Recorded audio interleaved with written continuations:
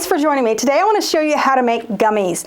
A lot of people ask about, hey, do you have a gummy bear mold? Well, essentially all of our chocolate molds are gummy bear molds, so you can really make any shape that you want to.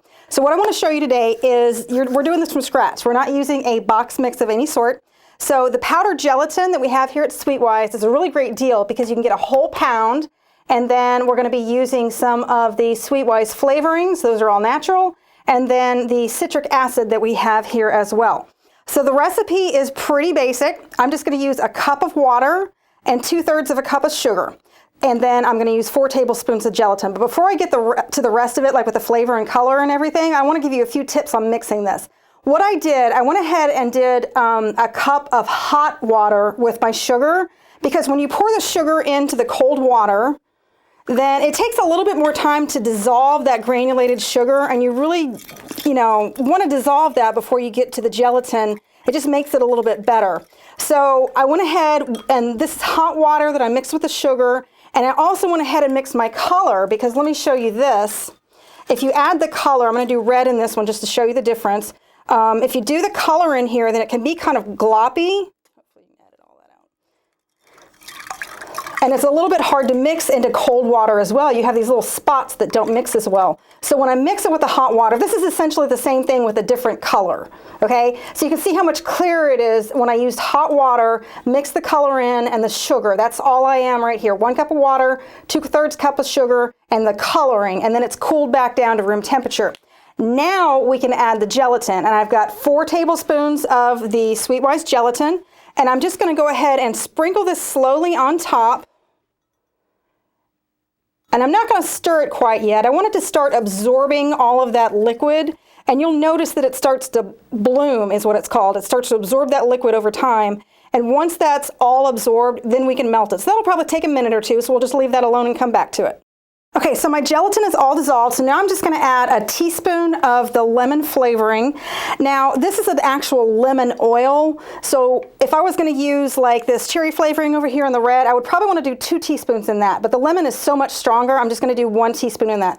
Give it a little stir, and then I'm going to take it over to the microwave.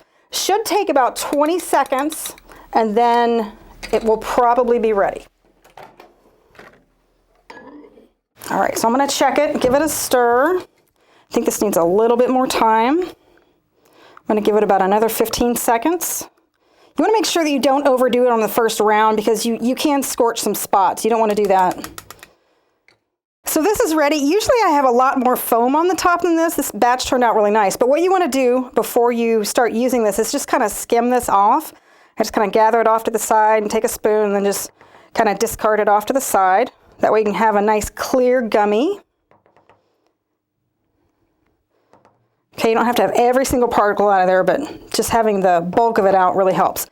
Now you can pour it right out of here. It has a nice funnel, but that really only works well if you have a bigger cavity like this. If you're doing something more finely detailed like these teddy bears or these little gems, I really like to put it in a squeeze bottle. So let me just go ahead and pour that in here.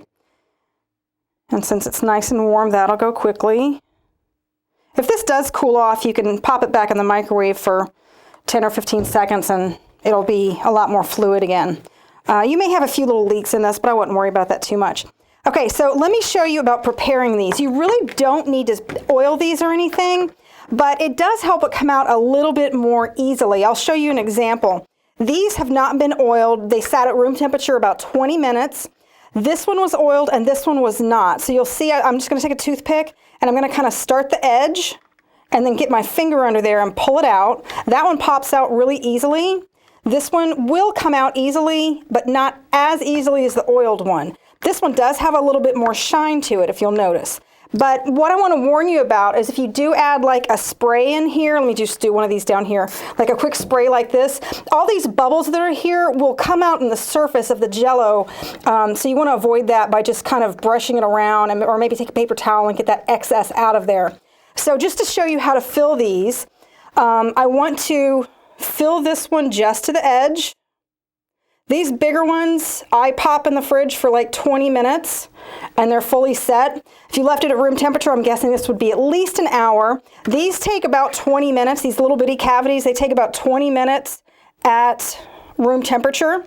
And then they pop right out, and I'll show you one of these as well. You see how easy that comes right out. And then, of course, the rubber duckies, which is why I did the yellow with the lemon, if you want to do that for a baby shower. Again, this is a little bit bigger cavity, so if you want to pop that in the fridge for about 20 minutes, that would come out as well. But you want to avoid like overfilling these. You can take like a bench scraper or something to clean that up, but if it forms on there, then it's just a little bit ugly, and then you can always go back and trim it up with scissors, but that's just more work. So I just say use the squeeze bottle and make it a little bit easier on yourself. One more tip, if you want to make these sour, is to use citric acid. Now, this is very, very strong, so don't use it straight. You're gonna just really give somebody a heart attack. I do like 5 or 6 parts of sugar, just granulated sugar, to 1 part of citric acid. So if you're using a teaspoon measure, a half teaspoon measure, whatever, that's fine too. But what I like to do, so like these are already done.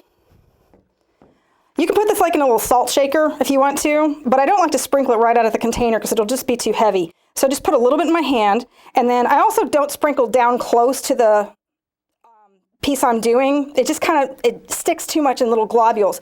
If you'll raise your hand a little bit higher and just kind of sprinkle from up high, then it gives you a little bit more even coating, and it's also not quite as strong as if you did it really, really close.